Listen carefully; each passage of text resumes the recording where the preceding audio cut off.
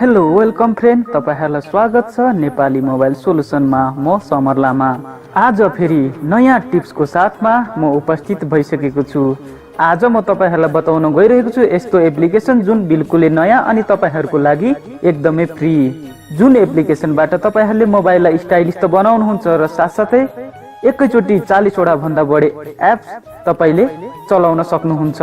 म यहाँ धेरै कुरा गर्दिन, तपाईहरुले भिडियो हेरिसकेपछि तपाईहरु आफैले बुझ्न सक्नुहुन्छ कि कसरी युज गर्नुहुन्छ यो एपलाई र आफ्नो मोबाइललाई एकदमै नयाँ अनि त्यसपछि स्टाइलिश बनाउनको लागि। ओके, आजको भिडियो सुरु गर्नुभन्दा अगाडि हाम्रो च्यानललाई सब्स्क्राइब गरी बेल आइकन थिच्न नभुल्नु होला।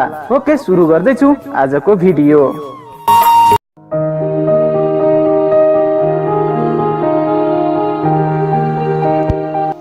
हाम्रो च्यानललाई सब्स्क्राइब गर्नुहोस् र साथसाथै बेल आइकन थिच्न पनि नभुल्नुहोला। वेलकम फ्रेन्ड, स्वागत छ तपाईलाई नेपाली मोबाइल सोलुसनमा र आजको भिडियो सुरु गर्न गइरहेको छु प्ले स्टोरबाट। तपाई प्ले स्टोरमा जानुस् र यहाँबाट सानो एप डाउनलोड गर्नुस्, multi windows app for android. त्यसपछि यस्तो इन्टरफेस खुल्छ र तपाईले यो चुज गर्नुपर्ने छ फ्लोटिङ एप्स फ्री।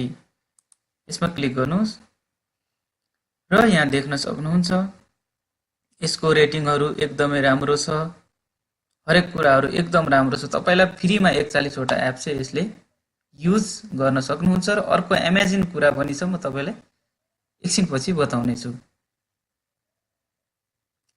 र यो इन्स्टल गरिसकेपछि तपाईले ओपन गर्नु होला र यसरी खुल्छ। यो खुल्ने बित्तिकै तपाईको मोबाइलमा माथि सानो पपअप एउटा ट्याब दिएको हुन्छ, त्यहाँ क्लिक गर्नु होला। ल हेर्न सक्नुहुन्छ यो एपको फिचर। यहाँ तपाईले 41 वटा कुनै पनि चीजहरु तपाईले चाहिँ युज गर्न सक्नुहुन्छ एकैसाथ। जस्तै क्याल्कुलेटर,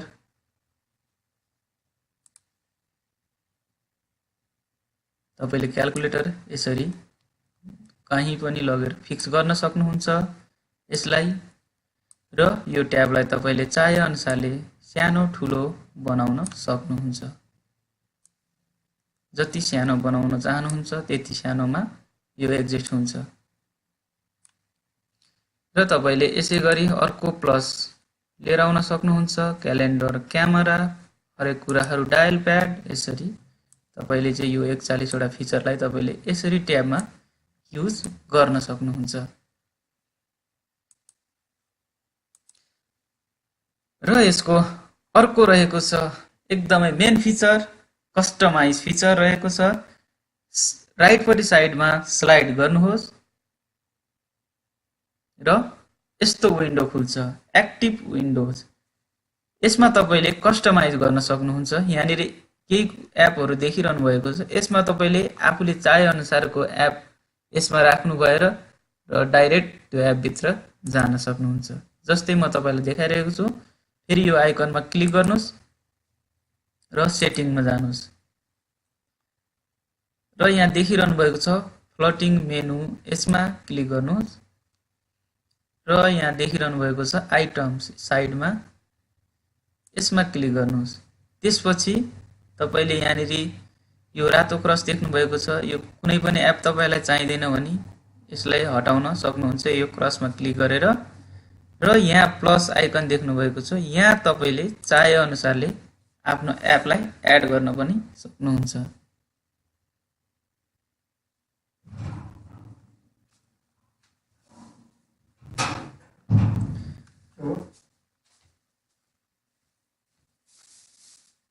र जस्तै म पनि यहाँ एड गर्दै छु एमएक्स प्लेयर। तपाईले यसरी एड गर्न सक्नुहुन्छ, तपाईलाई चाहे अनुसारको एप एड गर्न सक्नुहुन्छ। तपाईको मोबाइलमा भएको हरेक एपहरु तपाईले फेसबुक,